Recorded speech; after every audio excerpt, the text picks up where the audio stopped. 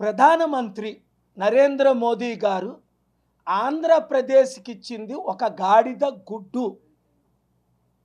వాగ్దానాలు చూస్తే 2014లో ఎలక్షన్కు ముందు స్మార్ట్ సిటీలు 100 కడతాను. ఒక్క సిటీ అయినా ఆంధ్రప్రదేశ్లో కట్టారా, తెలంగాణలో కట్టారా? లేదు. ప్రతి ఒక్కరికి 15 లక్షలు ఇస్తాను. ఒక్క రూపాయి అయినా ఒక్క తెలుగోడికైనా ఇచ్చారా? లేదు. 3 ప్రత్యేక హోదా ఇస్తాను. 10 సంవత్సరాలు అయిన తర్వాత ప్రత్యేక హోదా ఇచ్చారా? లేదు. 4 పోలవరం కడతాము, కంప్లీట్ చేస్తామన్నారు. కంప్లీట్ చేశారా? లేదు. 5 అమరావతిని క్యాపిటల్గా కట్టి చూపిస్తాం అన్నారు. చంద్రబాబు నాయుడు, పవన్ కళ్యాణ్ ఆయన పాట పాడారు. అమరావతి 10 సంవత్సరాలై 11వ సంవత్సరం ఇప్పటికైనా క్యాపిటల్ కట్టారా? ఒక ఆయన 3 క్యాపిటల్ అని డ్రామా ఆడాడు. చంద్రబాబు నాయుడు, మోదీ, పవన్ కళ్యాణ్ అమరావతి క్యాపిటల్ అని డ్రామా ఆడారు. 6 స్టీల్ ప్లాంట్కి 1,00,000 కోట్లు నిధులు ఇస్తామన్నారు. ఇచ్చారా? లేదు. 7 2 కోట్ల ఉద్యోగాలు, 20 లక్షల ఉద్యోగాలు ఆంధ్రప్రదేశ్ తెలంగాణకి ఇస్తానన్నారు సంవత్సరానికి అంచనాగా. అంటే 2 కోట్లు 10 సంవత్సరాల్లో 200 ఉద్యోగాలను ఇచ్చారా? లేదు. 8 మన డబ్బు ఈ 10 సంవత్సరాల్లో 5 లక్షల కోట్లు ఆంధ్రప్రదేశ్ నుండి, 5 లక్షల కోట్లు తెలంగాణ నుండి పన్ను రూపంగా 10 లక్షల కోట్లు దోచుకొని మనకు వాళ్ళు తిరిగిచ్చిందంతా 2 లక్షల కోట్లు. మిగిలిన 8 లక్షల కోట్లు ఎక్కడికి వెళ్ళాయి? గుజరాత్ నిర్మాణానికి వెళ్ళాయి. 9 క్యాబినెట్ పొజిషన్లు, దాదాపు 10 పొజిషన్లు ఇస్తానన్నారు. ఈరోజు పనికిమాల 2 పొజిషన్లు ఇచ్చారు. పడిపోతున్న ఎయిర్లైన్స్. ఇలాగ చెప్పుకుంటూ పోవాలంటే 100 వాగ్దానాలు చేశారు బీజేపీ.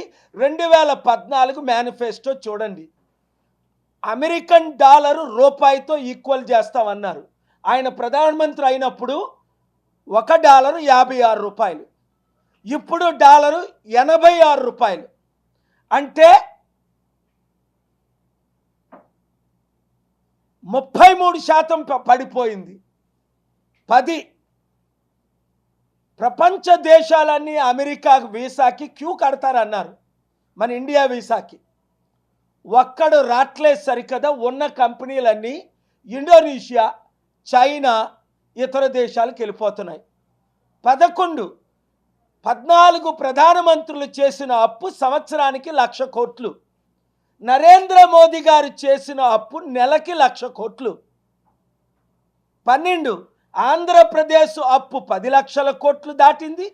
తెలంగాణ అప్పు 10 లక్షల కోట్లు దాటింది. 2 రాష్ట్రాలు వడ్డీ కట్టలేని పరిస్థితి. 13 2014లో వచ్చినప్పుడు మట్టి ఓదత్తులు పట్టుకొని పునాదులు తవ్వారు.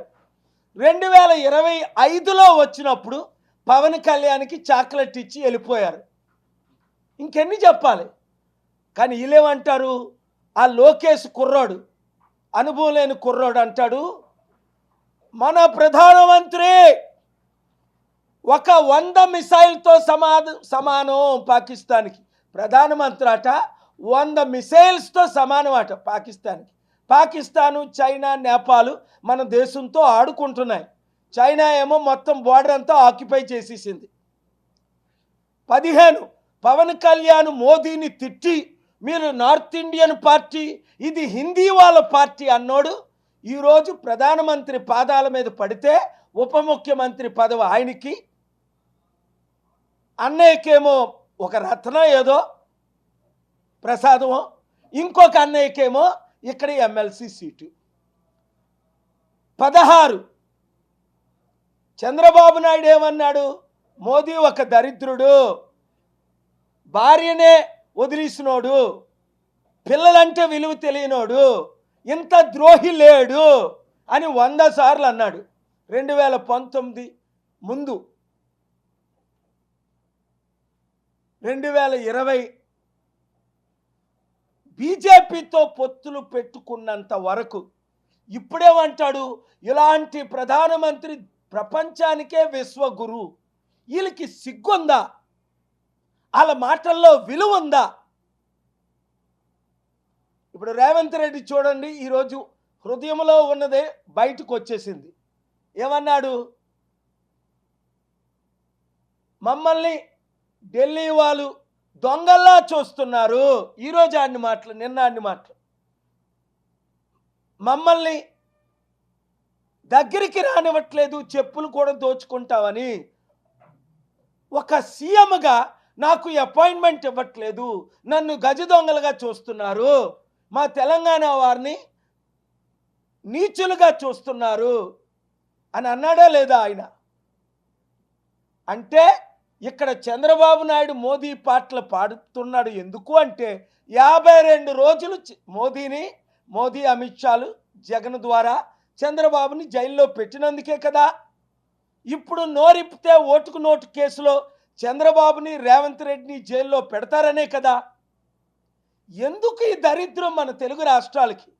ఆ రోజు తెలుగుదేశం పార్టీ స్థాపించిన మహానాయకుడు ఎన్టీ రామారావు ఇందిరాగాంధీనే ఉడికించాడు 1983లో 202 సీట్లు గెలిచి. ఆ రోజు పివి నరసింహరావు ప్రధానమంత్రిగా ప్రపంచాన్ని వణికించాడు. ఈరోజు మన గతి అమ్మా నాయనా అని భిక్షం అడుక్కుంటున్నారు ఈ ముఖ్యమంత్రులు, 2 రాష్ట్రాల ముఖ్యమంత్రులు. ఒకరేమో పొగడతో నింపుతున్నారు, ఇంకొకరేమో భిక్ష వేసుకున్నా డబ్బులు ఇవ్వడం లేదు. చూడండి, 3 రోజుల క్రిందట అమెరికన్ వాషింగ్టన్ డీసీలో నా సమిట్ చూశారు. ఎవరు అటెండ్ అయ్యారు? 10లో పెద్ద మందిలో 9 మంది వచ్చారు. ఆ ఫోటోలు చూడండి. 2 వారాల క్రిందట నా మిత్రుడు టర్కీ యూరోప్లో పెట్టిన సమిట్కి 1200 మంది లీడర్లు, 98 కంపెనీలకు ఓనరు, 6 జీసీసీ కంట్రీసు, $80 ట్రిలియన్, అంటే 30 రెట్లు మన దేశ జీడిపికి మించిన 6 దేశాల ప్రతినిధులు, జీసీసీ చైర్మన్తో సహా. నేను ఎక్కడికి వెళ్ళినా ప్రపంచంలో బ్రహ్మరథం పడుతున్నారు. ఈరోజు మన తెలుగు ప్రజలు గుర్తించారు. ఈ ముఖ్యమంత్రుల్ని వాళ్ళే చెప్పుకుంటున్నారు, మాకు అపాయింట్మెంట్ లేదు, మమ్మల్ని దొంగల్లా చూస్తున్నారు, మమ్మల్ని దరిద్రంగా చూస్తున్నారు, మాకు అప్పులు ఇవ్వట్లేదు. ఇవాళ రేవంత్ రెడ్డి ఆయన పలికిన మాటలు గుండెల్లో నాకు బాధ కలుగుతున్నాయి. నన్ను ముక్కలు చేసుకొని తింటారా? నా దగ్గర ఉంది 18,500 కోట్లు. 1,00,000 కోట్లు తీసుకొస్తాం, ఒక్కొక్క రాష్ట్రానికి లక్షల ఉద్యోగాలు సృష్టిద్దాం. 100 కంపెనీలు ఇప్పుడు వరకు తీసుకొచ్చాను, 5 లక్షల కోట్లు డొనేట్ చేశాను. చేద్దామంటే పట్టించుకోరే, వాళ్ళు చెయ్యరు, మనల్ని చెయ్యనీయరు. కనుక బీసీ బానిసలారా, ఎస్సీ ఎస్టీ బానిసలారా, క్రిస్టియన్ ముస్లిం బానిసలారా, ఇప్పుడున్న పార్టీలన్నీ మోదీకి తొత్తులే, మోదీ చెంచాలే. మోదీని ఢీకొనాలంటే ఒక నాయకుడు కేఏ పాల్. మోదీని ఢీకొని స్టీల్ ప్లాంట్ అమ్మకాన్ని ఆపలేదా? మోదీని ఢీకొని ప్రత్యేక హోదాకి హైకోర్టు నుంచి ఆర్డర్ తేలేదా? మోదీని ఢీకొని ప్రపంచమంతా సమిట్లు పెట్టి మన సత్తా నవంబర్ 23 లాస్ట్ ఇయర్ లాస్ ఏంజలస్లో చూపించలేదా? ఇప్పటికైనా మనోనేత్రాలు తెరవండి. 7569441275 గ్రూపులు పెట్టండి. తణుకైతే తణుకు, గుంటూరు అయితే గుంటూరు, కరీంనగర్ అయితే కరీంనగర్ గ్రూపు స్టార్ట్ చేసి 100,000 మందిని చేర్చండి. ఎందుకంటే ఇప్పుడున్న పార్టీలందరినీ, అన్ని పార్టీల్ని ప్రజలు తిరస్కరిస్తున్నారు. మార్పు రావాలి, ఆ మార్పు మనమే తేవాలన్న నిర్ణయంతో ప్రతిరోజు 1000 మంది జాయిన్ అవుతున్నారు. Thank you very much. ఈ వీడియో అందరికీ షేర్ చేయండి.